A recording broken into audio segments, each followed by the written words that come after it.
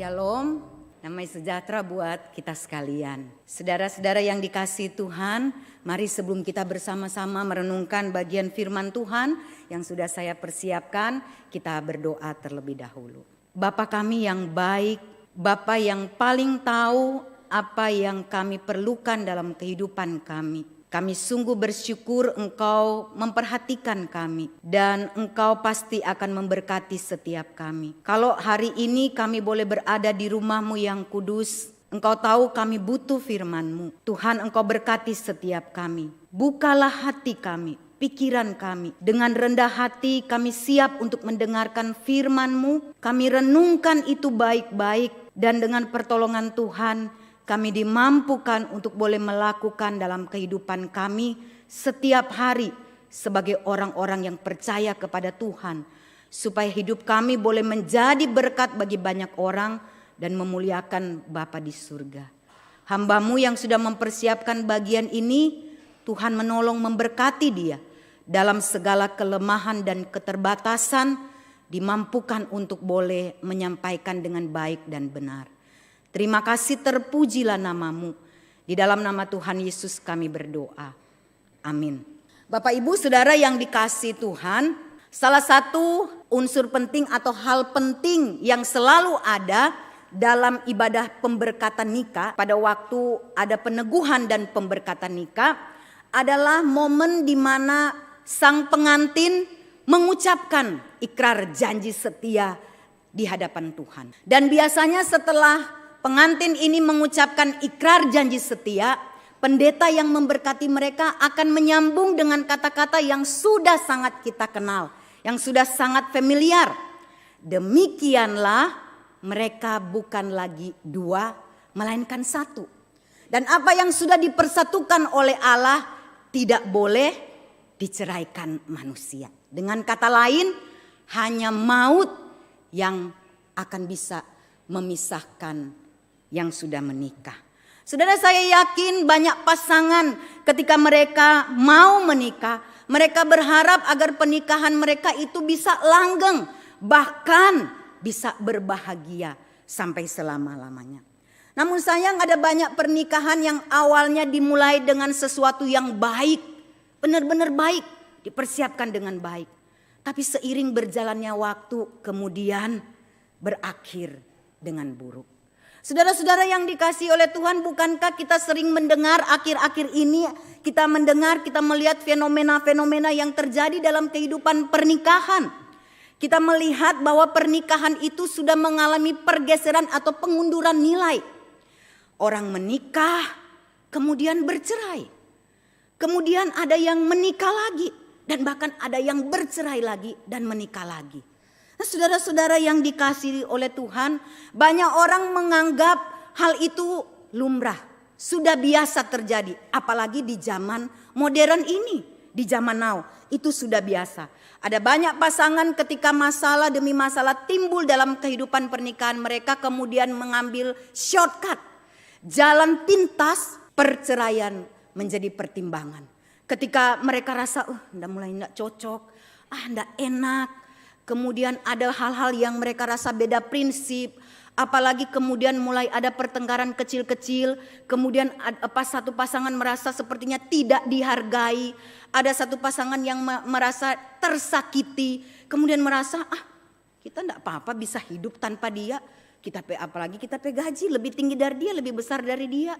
Kita ada saudara, ada harta yang bisa mencukupi tanpa dia pun. Dan sekali lagi akhirnya perceraian seringkali menjadi bahan pertimbangan.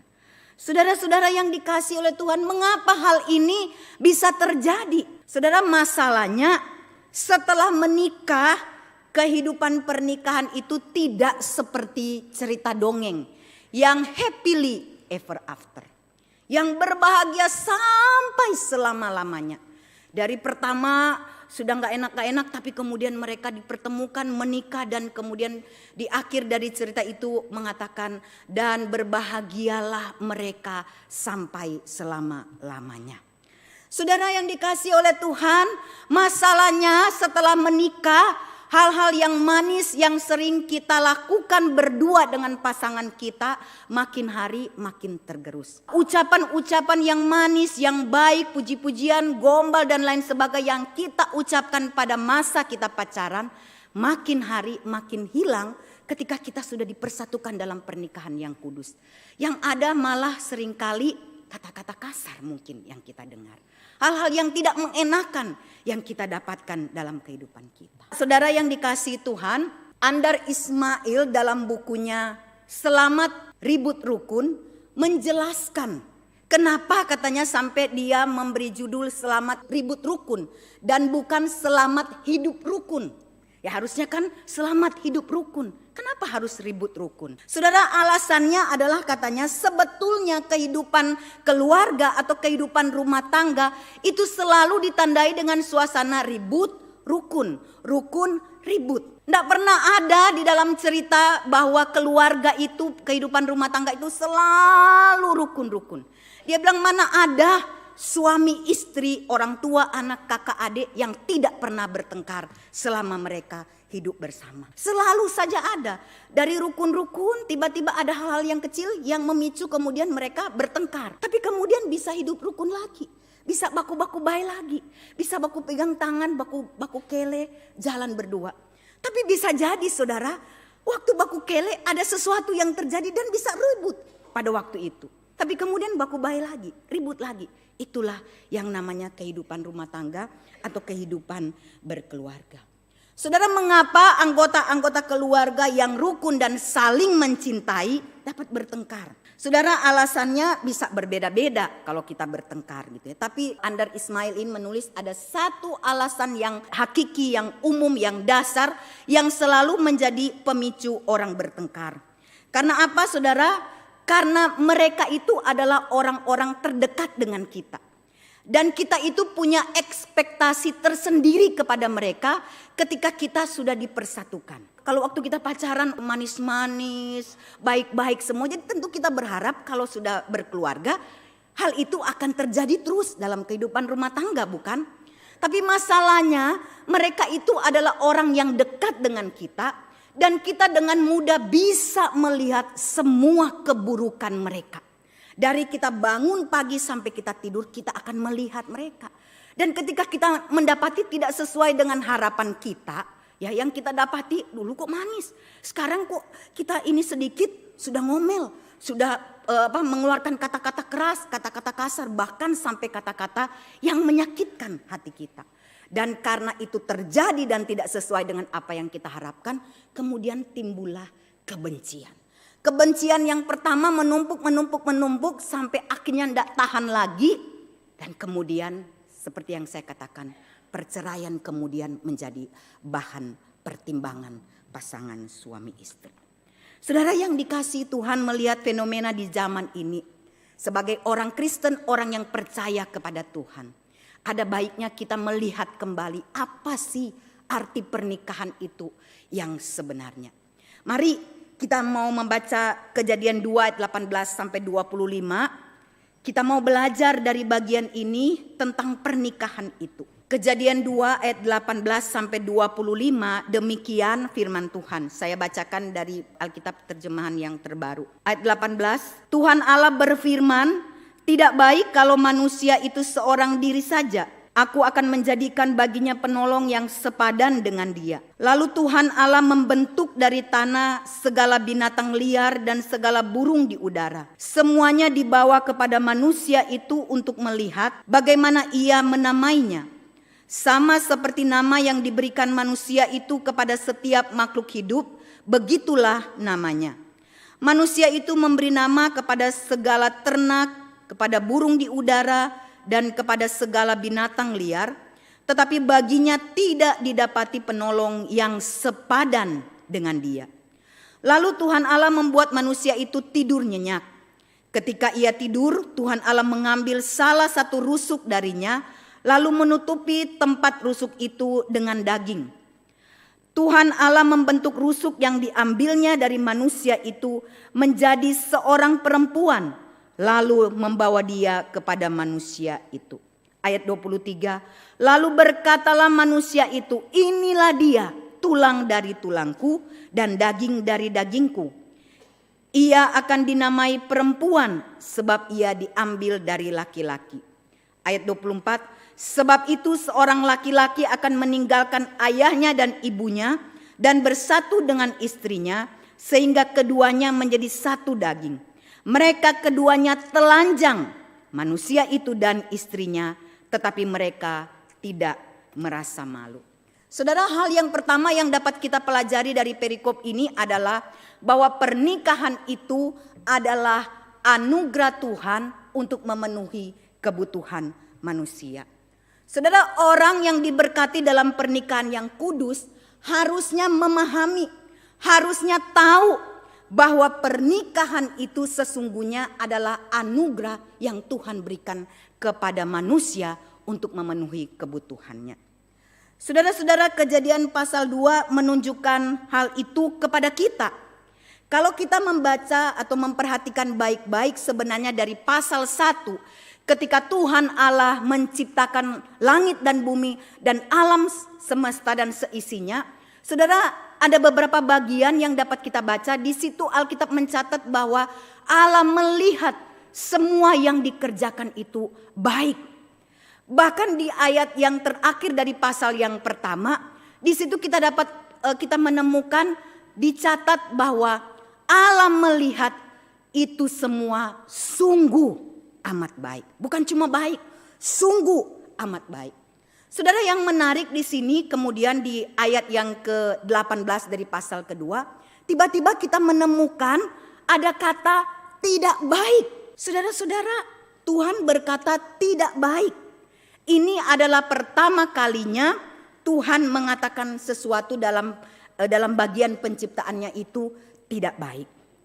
Hal ini tentunya menarik perhatian kita, bukan? Apanya yang tidak baik? Bukankah dari awal sudah dikatakan semua baik, bahkan sungguh amat baik? Saudara, sesungguhnya perkataan tidak baik di sini tidak ada hubungannya dengan ciptaan Tuhan. Tetapi kata tidak baik ini berhubungan dengan kebutuhan relasi manusia ciptaannya. Saudara, memang benar kalau kita melihat Tuhan Allah menciptakan Adam dengan sangat sempurna. Dia menyediakan semua yang dibutuhkan oleh Adam.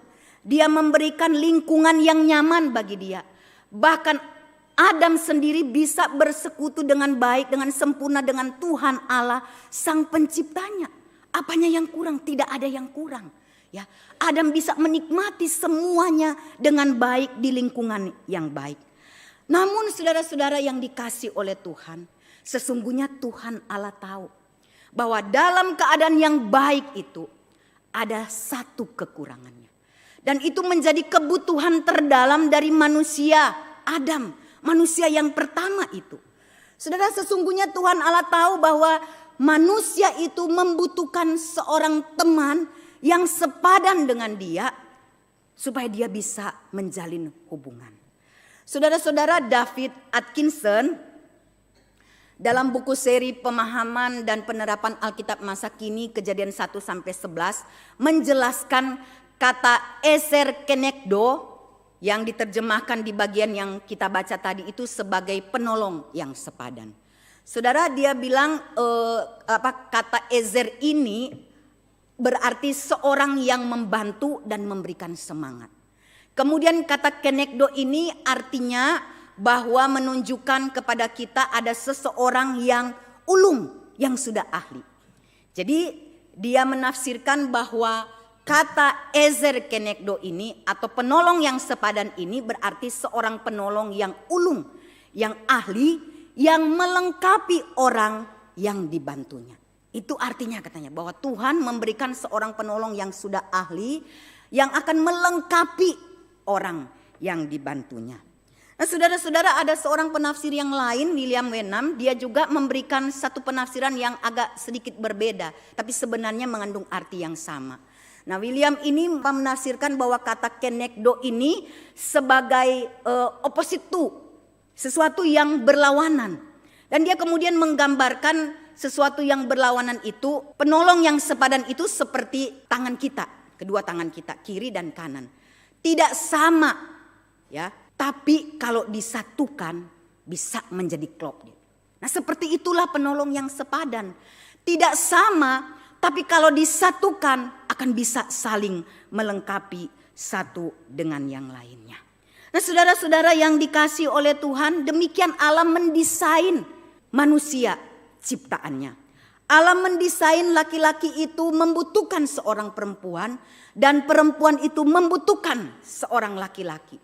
Dan kalau mereka bersatu, mereka akan bisa saling melengkapi. Tidak sama, laki-laki berbeda dengan perempuan. Tapi kalau mereka disatukan, kalau mereka bersama-sama, maka itu akan menjadi sesuatu yang baik. Karena akan saling melengkapi satu dengan yang lainnya untuk memenuhi tujuan Tuhan mereka diciptakan di dalam dunia ini. Nah saudara, itulah pernikahan. Pernikahan adalah sebuah anugerah Tuhan yang Tuhan berikan untuk memenuhi kebutuhan kita. Saudara, Allah tidak menciptakan Adam itu orang tua atau anak-anak supaya melengkapi dia. Tapi Tuhan Allah menciptakan seorang perempuan. Seorang perempuan yang akan bisa menolong dan membantu dia. Saudara, dari bagian ini kita dapat melihat dan kita harus percaya bahwa Allah itu adalah Allah yang paling tahu kebutuhan setiap kita manusia. Siapa saja, dia tahu bahwa kita membutuhkan sesuatu. Dia tahu seberapa mampu kita menjalani kehidupan kita. Dan pada waktunya dia akan memberikan orang. Dia akan mencukupkan. Dia akan menyediakan apa yang kita butuhkan dalam kehidupan kita. Jangan pernah khawatir saudara. Yang kedua yang bisa kita pelajari dari bagian ini adalah bahwa pernikahan adalah rancangan Allah.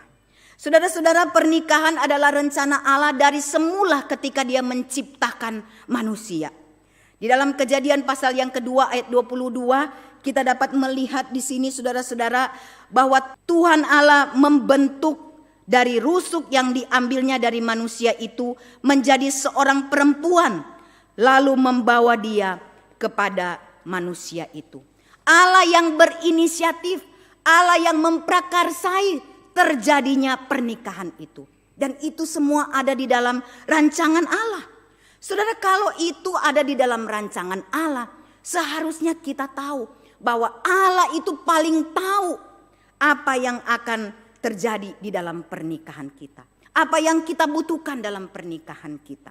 Sama seperti saudara kalau kita mengadakan perjalanan wisata, ya ada tour guide yang akan memimpin kita. Saudara, kalau kita keluar dari jalur tour guide itu yang memimpin kita, kita nggak mau taat dengan peraturan yang ditetapkan oleh tour guide, kita mungkin akan salah jalan. Kita akan tersesat. Kita tidak akan melihat hal-hal yang baik, yang indah di dalam perjalanan kita. Tapi kalau kita taat, kita mengikuti aturannya dia, maka kita akan melihat hal-hal yang baik dan indah dalam perjalanan kita.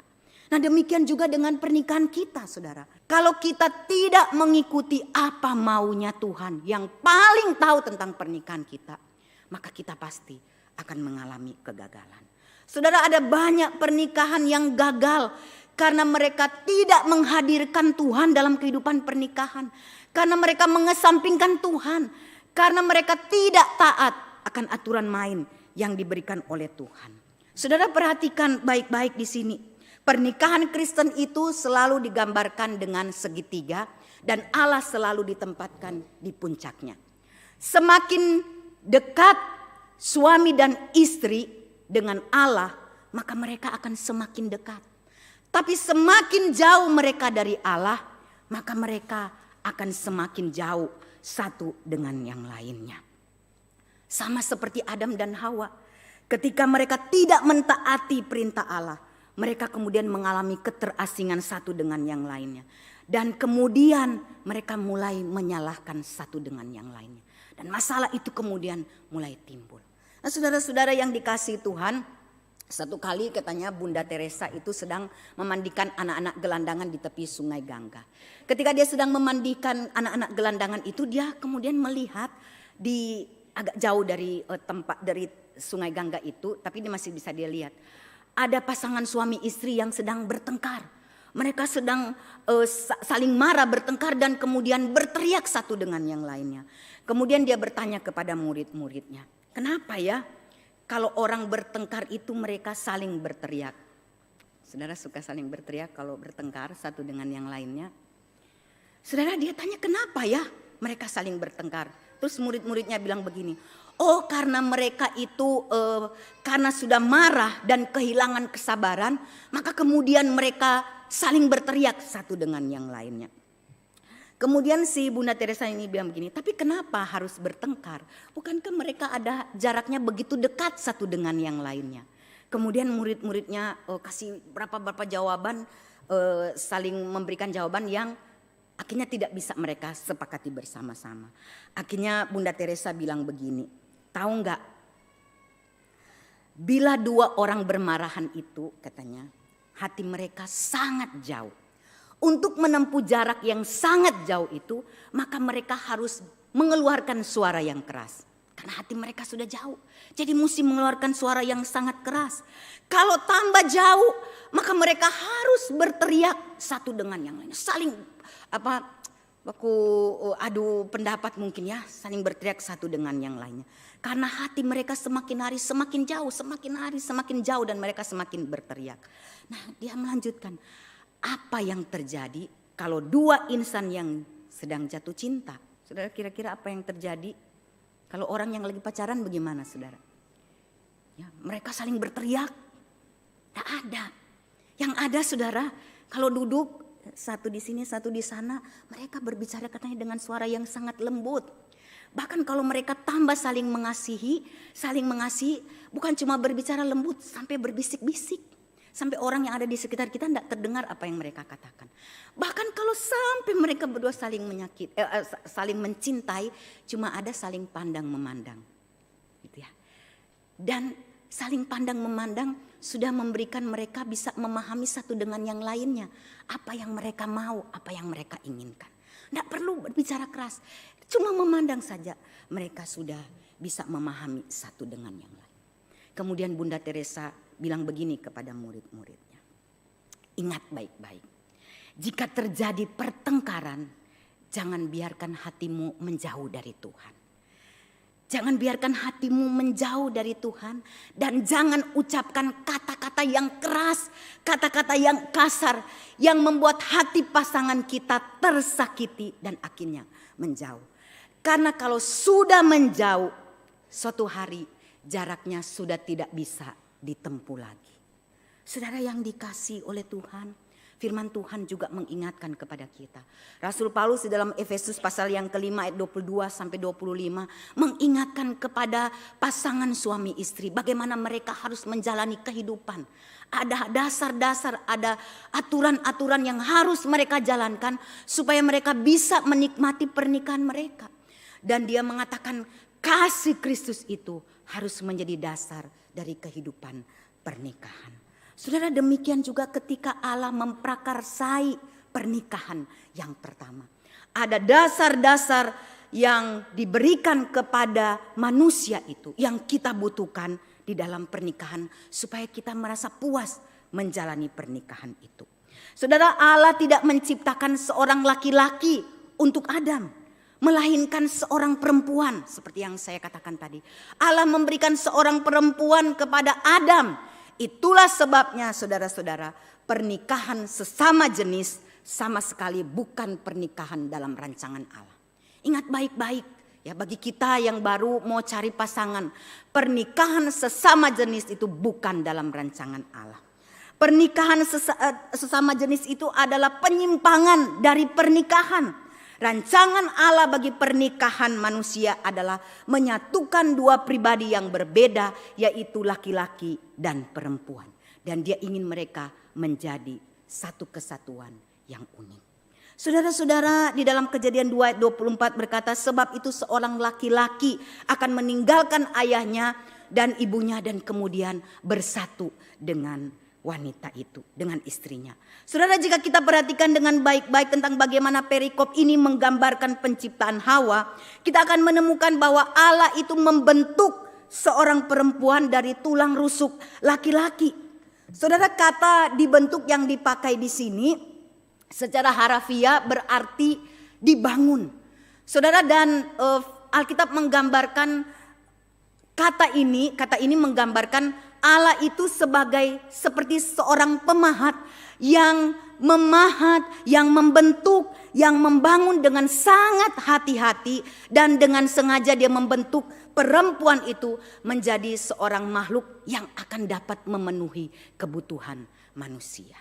Saudara, dan ketika Tuhan membawa manusia, Adam benar-benar sangat menyukai perempuan itu. Kita perhatikan di dalam ayat yang ke-23, di situ Adam ketika melihat perempuan yang dibawa oleh Allah, dia begitu terpukau. Dan kata-kata yang diucapkan, inilah dia. Saudara, ini menyatakan sebuah kepuasan dari Adam. Ketika dia mungkin sudah mencari-cari di sekeliling dia, mana ada ciptaan Tuhan yang cocok dengan dia, yang sepadan dengan dia. Dan dia tidak menemukan sama sekali. Dari sekian banyak ciptaan Tuhan yang cocok, yang sepadan dengan dia, yang bisa berhubungan dengan dia. Dan ketika Allah membawa kepada dia perempuan itu, saudara, dengan respon yang sangat baik, respon yang menakjubkan, dia seakan-akan bersyukur bahwa sekarang dia menemukan, ini dia. Akhirnya ya, Tuhan memberikan seorang yang sepadan dengan dia, yang bisa menolong dia. Nah, saudara-saudara yang dikasihi oleh Tuhan, kisah tentang pernikahan pertama ini mengajarkan bahwa Allah merancang pernikahan yang juga mencakup unsur seks. Saudara, ada banyak orang yang bilang bahwa seks itu tidak alkitabiah, nggak termasuk dalam sesuatu yang rohani. Bahkan ada yang berpikir bahwa seks itu adalah terjadi karena dosa asal manusia. Tidak, saudara-saudara. Justru dari bagian ini yang kita baca, ayat-ayat ini mengajarkan kepada kita bahwa Allah ingin kita menikmati pernikahan kita, termasuk seks di dalam pernikahan itu. Seks di luar pernikahan sesungguhnya adalah dosa, karena itu tidak sesuai dengan rancangan Allah. Dan satu hal lagi, saudara-saudara, yang perlu kita garis bawahi di sini, ketika firman Tuhan mengatakan laki-laki akan meninggalkan orang tuanya dan bersatu dengan istrinya, bukan dengan istri-istrinya. Di sini mengajarkan kepada kita bahwa pernikahan monogami adalah pernikahan yang dirancang oleh Allah. Bukan pernikahan poligami yang banyak istri, banyak perempuan, dan lain sebagainya. Untuk itu mari saudara, kita bersyukur, menikmati apa yang Tuhan anugerahkan kepada kita. Apa yang Tuhan rancangkan dalam kehidupan pernikahan kita. Dan kalau kita benar-benar bisa menikmati, kita bisa menjalani sesuai dengan aturan Tuhan, maka kita akan menemukan pernikahan kita adalah pernikahan yang membawa kebahagiaan. Saudara, yang terakhir, yang ketiga. Pernikahan itu adalah komitmen antara suami, istri, dan Allah. Saudara, janji pernikahan yang diucapkan oleh pengantin ketika mereka diberkati dalam pernikahan kudus melibatkan komitmen untuk saling setia seumur hidup sampai maut memisahkan mereka. Dan itu tidak tergoyahkan dengan apapun yang terjadi dalam kehidupan kita.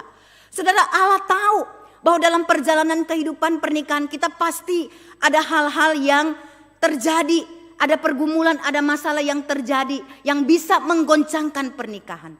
Tapi komitmen yang kita ucapkan bersama-sama di hadapan semua orang, di hadapan Tuhan, itu harusnya menjadi komitmen yang kita pertahankan terus. Orang yang akan menikah harus tahu bahwa janji pernikahan, ikrar pernikahan yang diucapkan itu bukan sekedar itu harus ada di dalam pernikahan, dalam pemberkatan nikah. Kalau enggak ada itu enggak sah. Saudara, bukan hanya sekedar itu. Atau mungkin kita berpikir bahwa itu hanya janji atau sumpah yang diucapkan di hadapan pendeta. Kalau enggak, pendeta enggak akan memberkati. Yang hanya kita ucapkan di hadapan banyak orang, di hadapan saksi, di hadapan keluarga kita. Saudara, bukan seperti itu. Kita harus sadar bahwa komitmen yang kita ucapkan itu adalah komitmen antara suami dan istri dan juga Allah yang menjadi saksi kita. Oleh sebab itu saudara, kita harus mempertanggungjawabkan pernikahan kita kepada Allah yang sudah memprakarsai adanya pernikahan itu. Saudara, firman Tuhan mengingatkan bahwa Allah membenci pernikahan. Di dalam Maliaki pasal 2 ayat 16 disebutkan bahwa Allah membenci perceraian. Allah memandang pernikahan itu sebagai pernikahan yang kudus, sebagai pernikahan ilahi dan permanen, harus sampai selama-lamanya dan hanya maut yang bisa memisahkan. Perceraian bukanlah bagian dari rencana Tuhan untuk manusia.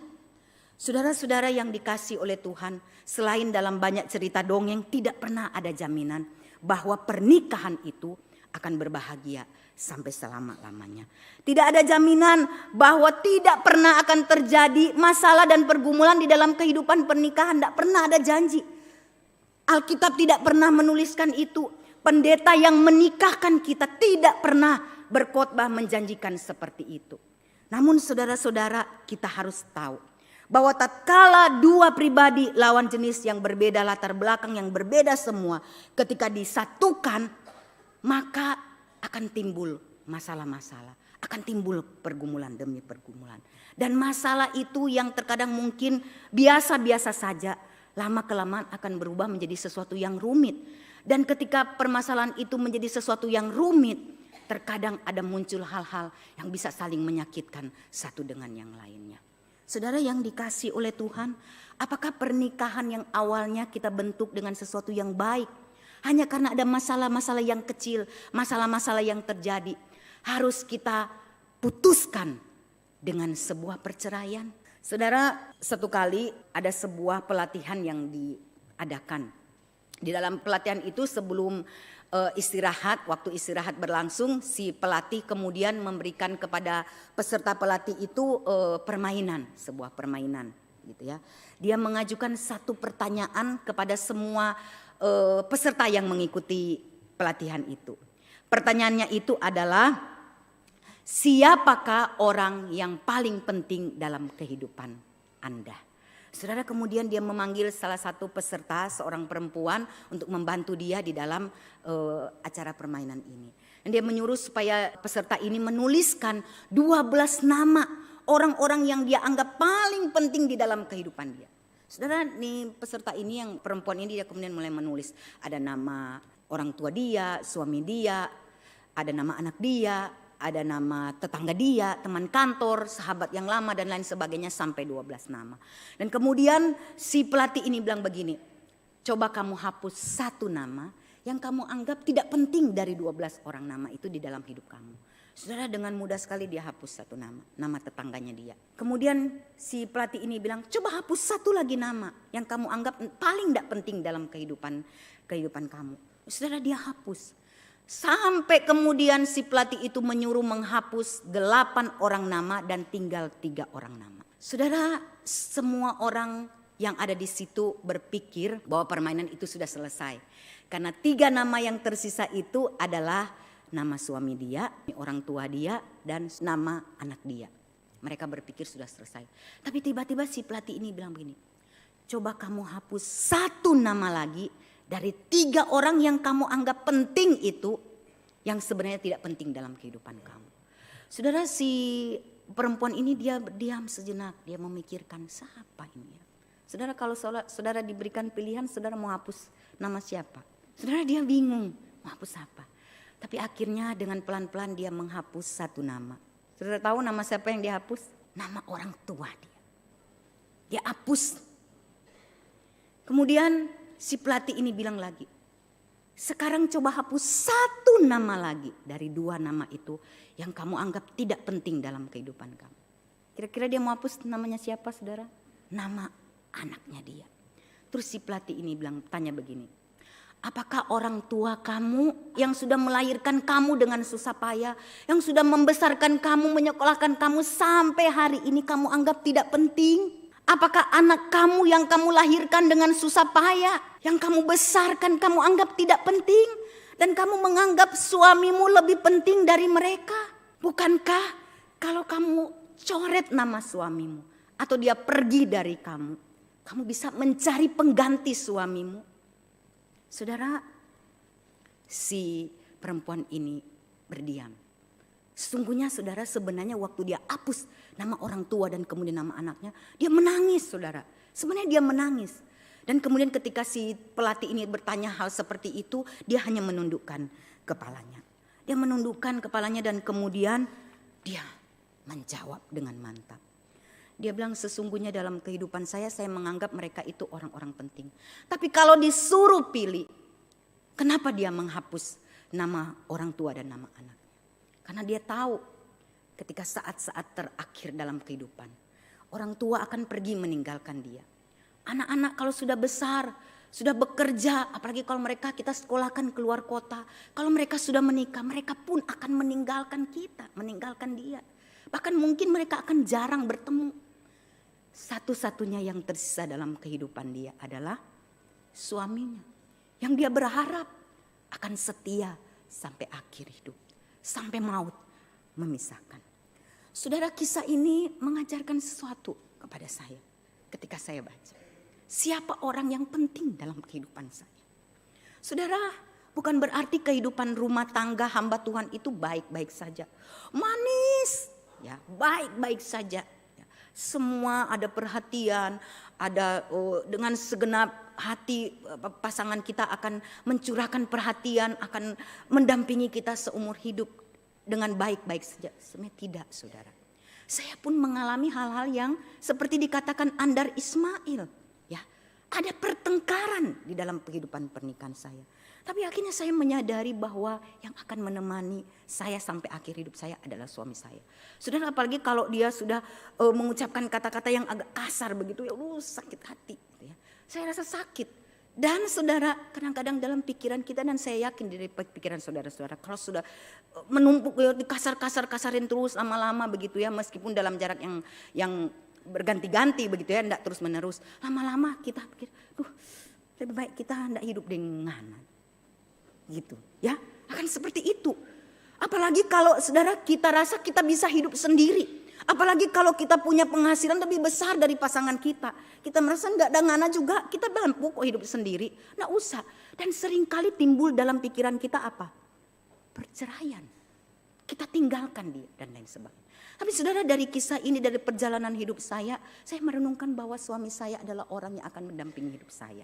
Saudara, 5 tahun terakhir ketika saya divonis kanker, yang mendampingi saya adalah suami saya. Ketika saya harus melakukan pengobatan ke Penang 2 bulan. Memang saudara, dia tidak mendampingi selama 2 bulan. Tapi dia urus semuanya. Karena saya itu tidak memahami, tidak mengerti apa-apa.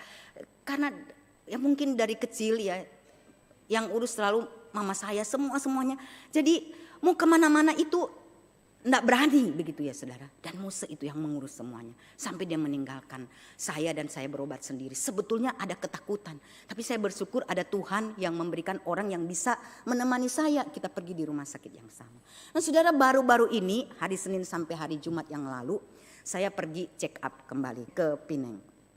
Didampingi oleh Muse Samgar. Saudara tahu sebetulnya saya itu dari tahun 2007 atau 2008 sudah bolak-balik ke Singapura. Seharusnya saya sudah tahu di Changi itu meskipun sebesar itu, dan kalau misalnya kita mau keluar jalan gitu ya. Tapi saudara, saya belasan tahun, mungkin sudah berpuluh-puluh kali saya di situ, saya enggak pernah mengerti jalan. Enggak pernah tahu itu kalau mau turun dari terminal tuh saya mau ke kiri atau ke kanan atau ke depan, enggak pernah. Bahkan sampai kemarin, sampai waktu keluar dari imigrasi, bukan imigrasi lagi, turun dari pesawat, terus mau saya bilang, coba kamu jalan di depan, mau ke kiri atau mau ke kanan atau ke depan. Saya nggak tahu, saya kiri atau masa sih sudah lama begini nggak tahu, saudara saya nggak tahu. Singkat cerita, kami berobat kemudian pulang begitu ya, pulang karena pesawat dari Penang itu tidak ada yang langsung ke Manado, jadi kami harus bermalam transit di Singapura. Nah karena masih sampai besok baru pulang, akhirnya Musa bilang begini, yuk kita jalan ke kota katanya. Kita jalan ke kota sambil cari makan, lihat-lihat sebentar baru balik. Pergilah kami berdua saudara. Ya itu pokoknya saya selalu di belakang dia. Kamu duluan gitu ya. Sampai mau naik MRT pun saya nggak tahu. Saudara dia bilang coba baca ini warna hijau, warna ungu, warna apa merah lah begitu. Nggak terlalu mengerti saya begitu ya. Jadi dia yang naik sudah. Terus saya turun. Sampai kami sudah mau pulang, kan harus ada MRT itu kita mesti ganti. Kalau mau ke Changi mesti ganti.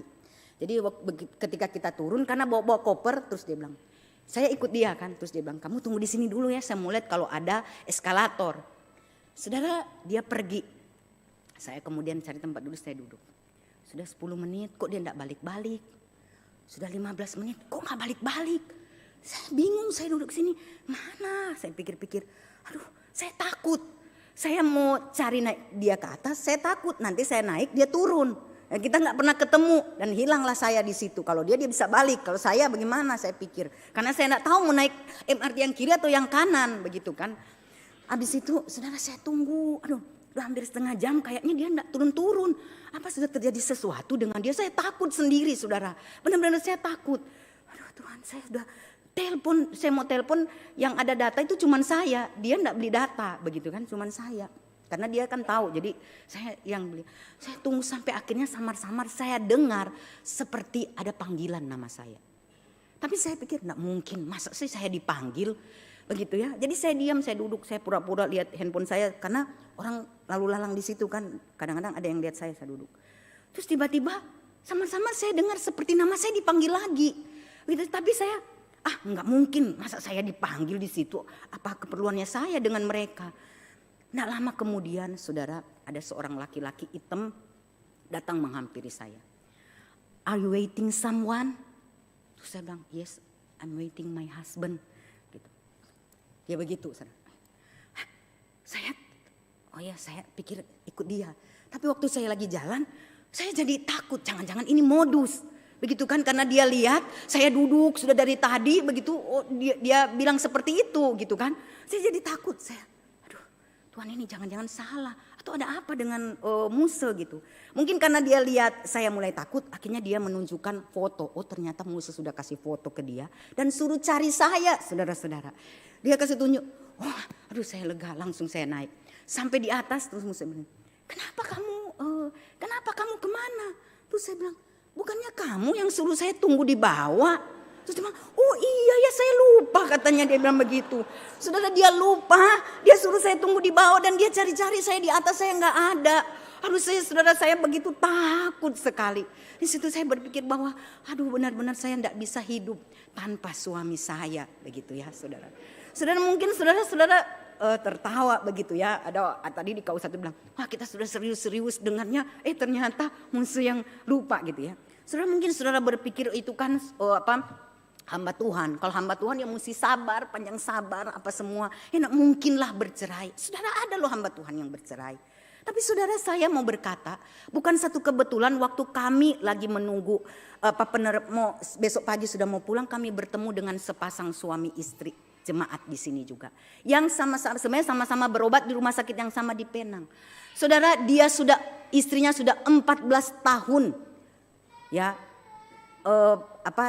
menderita kanker. Ya memang sudah sembuh. Tapi 14 tahun saudara dia didampingi terus oleh suaminya. Suaminya bilang begini, dari pertama kali dia mengantar pergi ke sana, bukan orang yang banyak uang saudara. Sampai dia cerita ya dia jual rumahnya dia.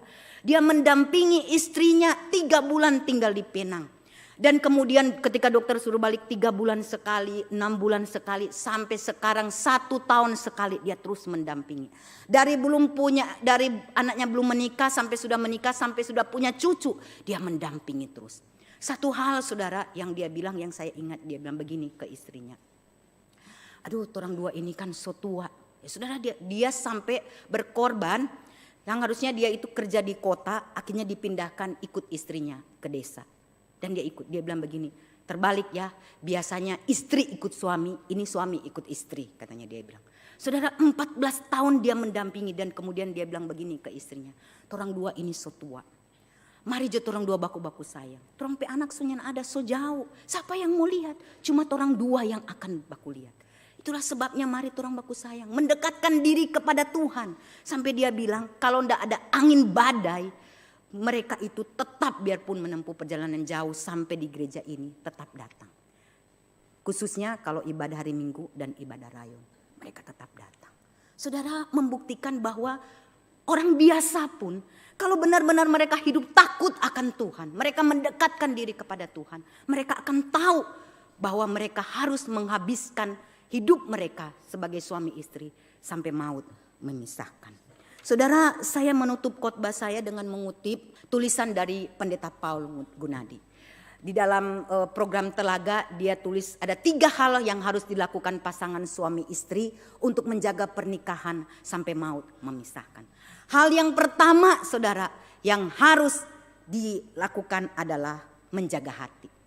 Dia bilang kita ini manusia berdosa, ya. Kita tidak bisa menyangkali bahwa satu saat kelak, ya, kita bisa menghayal. Itu kalau sudah ada kebencian di antara suami istri, ada pergumulan, ada masalah cekcok sedikit, seringkali saudara kita menghayal kalau boleh saya berpisah dan menemukan orang lain yang bisa menggantikan dia yang menyebalkan. Tapi saudara, Pak Pendeta Paul bilang kita mesti mengambil tindakan tegas untuk melarang hayalan berkentayangan ke wilayah yang membuat kita berdosa. Sebagai manusia kita mungkin bisa tertarik kepada orang lain. Tapi dengan tegas kita harus berkata bahwa di dalam hati kita bahwa tidak ada ruang yang tersisa untuk orang lain. Hanya dia satu-satunya yang Tuhan rancangkan, yang Tuhan berikan yang bisa memenuhi kebutuhan saya. Yang kedua, saudara-saudara, menjaga batas. Ya, di dalam kehidupan kita, khususnya mungkin di Kota Manado, relasi kita dengan orang lain bisa baik sekali. Relasi kita dengan lawan jenis bisa baik sekali. Tapi dia bilang kita harus menjaga batas. Karena interaksi yang terus-menerus bisa menciptakan ketertarikan. Dari tidak tertarik, kalau kita ngobrol-ngobrol, nyambung ya. Lama-lama saudara, nyambung itu bisa ke arah yang lain. Itulah sebabnya kita harus menjaga batas supaya kita tidak jatuh di dalam dosa. Dan yang terakhir kita harus menjaga impian kita. Saudara, pernikahan pun mesti dilindungi dari kehancuran yang bersikap ekonomi. Kadang kita terlalu berambisi katanya ingin cepat kaya sehingga kita gelap mata dan mengambil keputusan bisnis yang terlalu riskan. Dan alhasil ingin untung malah buntung. Semua menderita akibat keputusan yang kita buat. Ya, kita sudah lihat bagaimana saudara ya di televisi ada artis-artis yang kemudian mengambil jalan pintas, membuat bisnis yang tidak benar dan kemudian mereka harus dipisahkan. Suami dan istri dan anak-anak harus dipisahkan. Itulah sebabnya Pendeta Paul bilang harus menjaga impian. Nggak usah muluk-muluk. Hidup apa adanya yang sekarang ada. Jalani semuanya itu dengan baik. Tuhan pasti akan memberkati. Saudara-saudara yang dikasih oleh Tuhan itu 3 hal yang harus ada untuk menjaga supaya pernikahan kita bisa sampai maut yang memisahkan. Pada akhirnya saudara-saudara kita tidak bisa menemukan seseorang yang sempurna di tengah-tengah dunia yang berdosa ini. Karena kita juga berdosa. Tapi kita bisa mencintai seseorang yang tidak sempurna. Seseorang yang berdosa itu dengan cinta yang sempurna. Itulah sebabnya mari kita terus menjaga pernikahan kita. Tadi setelah kebaktian 1 ada seseorang yang menghampiri saya. Dia bilang begini, aduh Semu bagaimana kalau seandainya sudah terjadi perceraian itu. Bagaimana? Dan kalau seandainya dia sudah menikah lagi. Saudara, mungkin ini harus ada pembahasan yang lain yang lebih panjang. Ini ada sudah panjang saudara ya. Tapi saya bilang, ya enggak mungkin kan kita mau suruh dia bercerai lagi. Betul? Saudara, ketika kita sudah terlanjur seperti itu, mari kita berdoa kepada Tuhan. Supaya Tuhan menjaga hati kita, menjaga komitmen kita. Supaya pernikahan itu menjadi pernikahan yang terakhir sampai maut memisahkan. Karena kita sudah berdosa, kita sudah salah. Jangan sampai kita salah langkah lagi. Jaga itu dengan komitmen kita. Yang kedua, kalau sampai kita belum menikah, ya kita sudah pisah aja, enggak usah menikah. Ya saudara, kalau boleh mari kita terus berdoa. Karena sekali lagi Tuhan punya rancangan yang indah buat kita, rancangan yang baik. Dan dia memberikan pasangan kita untuk memenuhi kebutuhan kita. Mari kita berdoa, Tuhan singkirkan ego kita. Saudara, kalau kita tahu ketika kita bercerai ada orang, bukan cuma kita yang tersakiti. Kalau kita yang tersakiti dan kita jengkel dengan suami kita mungkin tidak masalah. Tapi anak-anak kita saudara yang harus suruh pilih mau ikut mama atau ikut papa. Sementara orang dua anak-anak kita mencintai kedua-duanya. Dan mereka harus tersakiti karena mereka harus memilih. Saudara berdoa, minta Tuhan dengan rendah hati. Kalau Tuhan mau balikan, mari kita minta supaya Tuhan pertemukan kita kembali dan kita berbaikan kembali. Dan bagi orang yang belum menikah, hari ini jadikan sebagai pelajaran bagi kita. Kalau kita nanti mau menikah, kita harus menjaga pernikahan kita sampai maut memisahkan. Mari kita berdoa. Bapa di surga, kami bersyukur dan berterima kasih. Engkau memberikan satu pelajaran yang indah kepada kami. Pelajaran dalam kehidupan berumah tangga, suami dan istri. Yang kami tahu tidak mudah untuk kami jalani. Yang kami tahu selalu ada riak-riak kecil, bahkan kemudian menjadi besar dan saling menyakitkan satu dengan yang lainnya. Tuhan tolong supaya kami punya hati yang besar untuk mengampuni, untuk menerima pasangan kami apa adanya. Sebab di balik hal-hal yang buruk yang mereka lakukan, pasti ada hal-hal yang baik yang mereka lakukan, yang kami butuhkan di dalam kehidupan kami. Tuhan tolong kami supaya kami benar-benar dimampukan menjalankan firman Tuhan ini di dalam kehidupan kami sebagai orang yang percaya kepada Tuhan. Supaya pernikahan yang kami jalankan benar-benar hanya maut yang akan memisahkan. Tuhan yang menolong, Tuhan yang memberkati. Dalam nama Tuhan Yesus kami sudah berdoa. Amin.